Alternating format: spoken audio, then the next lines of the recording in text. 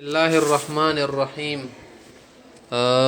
سبق نمبر 19 تا مختم دی غزو خود متعلق خبره کوي.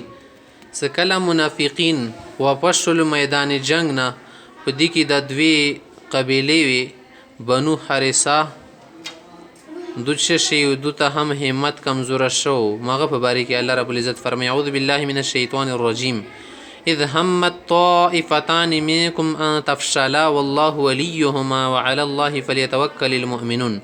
سکله اراده وکړه دوه ټولګیو ساغو خپل همت شکی کمزوره کی، دا چوګو بنو سلیمه او بنو حارثه و، خزرج قبیله او د اوس قبیله ویلې دو هم همت په کمزریدو شو.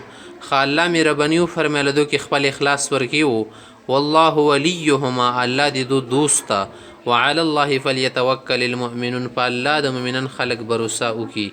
وبه قال حدثنا محمد بن يوسف قال حدثنا ابن عيينة عن عمر عن جابر قال لما نزلت هذه الآية فينا دي چې د آیت مونږ په باره کې نازل شوه ده، اذ همت طائفتان منكم ان تفشلا، یعنی بني سلمة و بني حارثه، وما احب انها لم تنزل، خو ته خواخه د صدایت که نازل نه خو نازل ده، که دې کې ډېرې ښې خبرې به ذکر شوي دي. والله یقول الله فرمایي والله ولیهما، الله دې دو دوسته. معنا دا یا که نه صدا آیت خو اصل کې د مو په جبن بنې دلالت کوي، ضعف کمزوري بنې، خو مونږ ولا شرف فضیلت هم پکې بیان شوه ده چې الله مونږ دپاره خپل دوستۍ اعلان کړل چې والله ولیهما. وبه قال حدثنا قتيبة قال حدثنا سفيان قال حدثنا عمر عن جابر قال قال لي رسول الله صلى الله عليه وسلم، جابر سبي پیغمبر اسلام نه تاسو کو هل نکحت یا جابر، نکاح تی کړه د جابر؟ قلت چې نعم ها. قالوا پر ماذا، کمی خځې سره کړه؟ بکرن مسیبا، باکره ده که سیبا خځه ده؟ قلت مدي چې لا بل سیبا سیبا خځه ده. قالوا پر هل جاریه، ځوان جلکی سره دې کړه؟ تلاعبک، تسره بمینه محبت خصتله.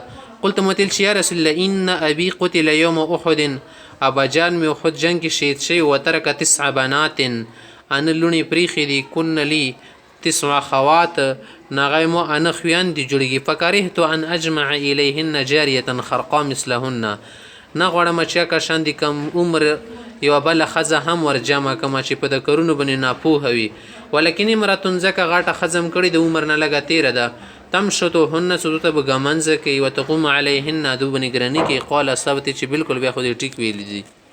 وبه قال حدثنا احمد بن ابي سريج قال اخبرنا عبد الله بن موسى قال حدثنا الشيبان عن فراس عن الشعبي قال حدثني جابر بن عبد الله، جابر صاحب دا خبر بین کړی ده، قال ان اباه استشهد يوم احد، دی ابا جان احد جنگ کې کله شهید شو، وترک عليه دینا، اړیره قرضه وغیره دین پرېخي، وترک 6 بنات، شپږ لونی پاتې وي.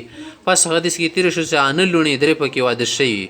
فلما حضر جزاز النخل، کله دی کجورو کټ کې دو ټیم را ورسېدو، قال لدی اتیت رسول الله صلی الله علیه وسلم، پیغمبر الاسلام ته ورغلم، فقلت تمی قد علمت، ای رسول الله ته خو پته ده، ان والدی قد استشهد یوم احد، چې ابا جان می خود جنگ کې شهید شي، وترک دینا کثیرا، ډېر دین پرېښی دی، و انی احب ان یراک الغرماء، زه دا غواړم چې ځون سره دی بوزم، کوم قرض ښه خلک دي تا وګوري، تا دی وجې نه ماته لږ څه کې اسانتیا به وکړي، کیدای شي درته لږ څه وکړي، ممیلا کې ترمیم وکړي.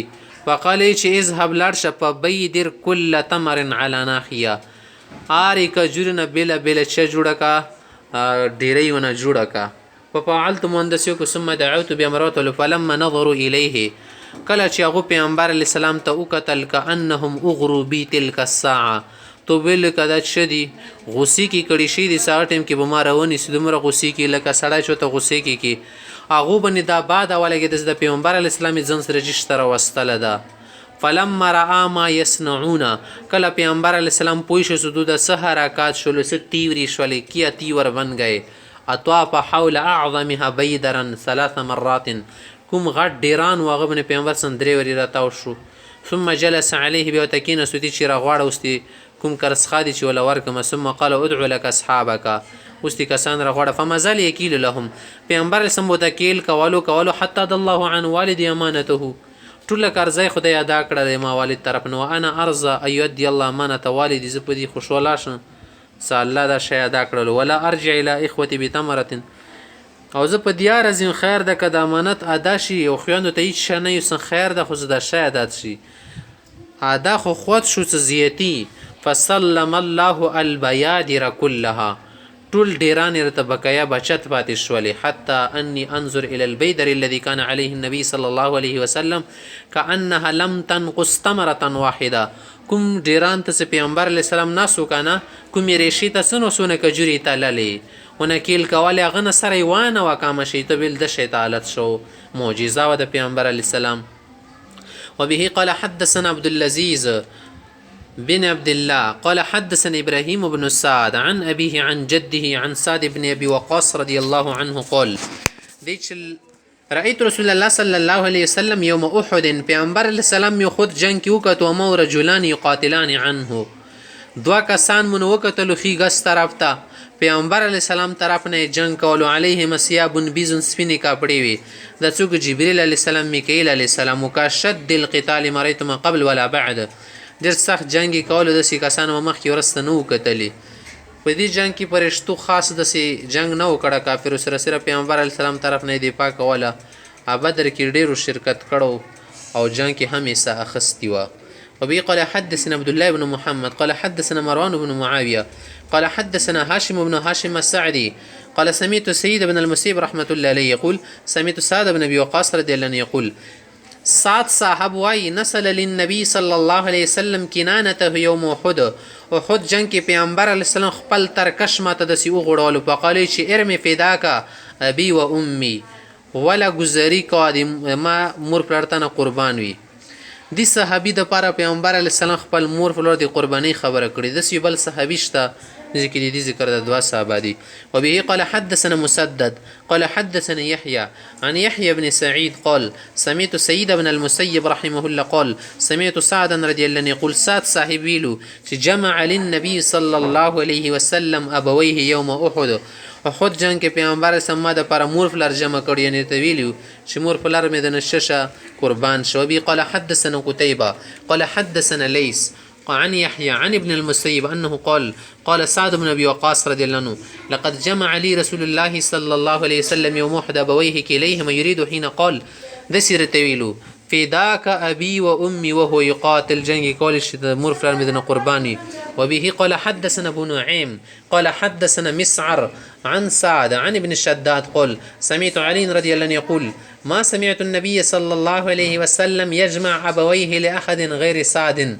سعد صاحب نه سوا بل جا د پاره نه دی جمع کړي، خو صحیح خبره دا ده که نه زبیر رضی الله عنه د پاره هم شی کړي جمع کړي. زبیر د پاره چې مور فلار مدنه قرباني وغیره ځنه علما فرمایي.